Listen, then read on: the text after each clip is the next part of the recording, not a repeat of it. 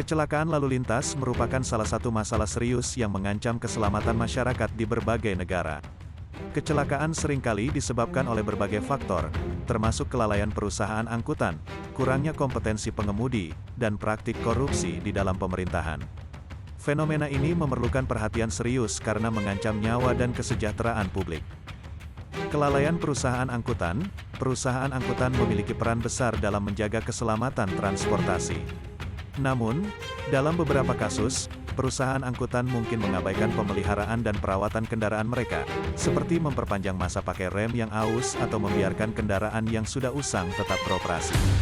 Hal ini dapat menjadi faktor kontribusi terjadinya kecelakaan. Rendahnya kompetensi pengemudi, kompetensi dan keterampilan pengemudi adalah faktor penting dalam mencegah kecelakaan. Pengemudi yang tidak memiliki pelatihan yang memadai, kurangnya pengetahuan tentang peraturan lalu lintas, atau bahkan penggunaan narkotika dan alkohol saat mengemudi dapat meningkatkan risiko kecelakaan. Korupsi dalam pemerintahan, praktik korupsi di dalam pemerintahan, terutama di bidang pengawasan dan pengaturan transportasi, dapat membawa konsekuensi serius.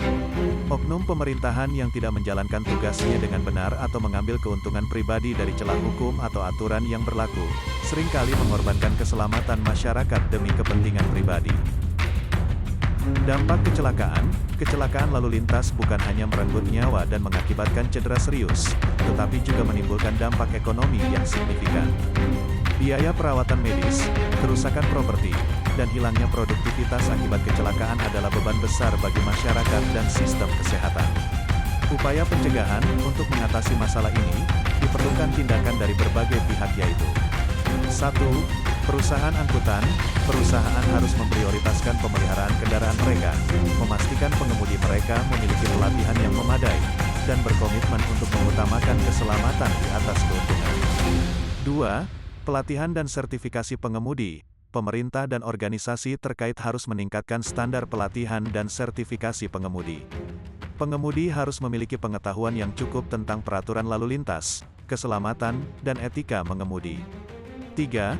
Pemberantasan korupsi. Pemerintah harus menegakkan hukum dan aturan yang melibatkan praktik korupsi di sektor transportasi.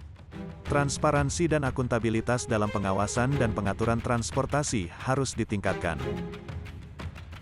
Kesimpulan, kecelakaan akibat kelalaian perusahaan angkutan, rendahnya kompetensi pengemudi, dan praktik korupsi di pemerintahan adalah masalah serius yang perlu diatasi secara bersama-sama.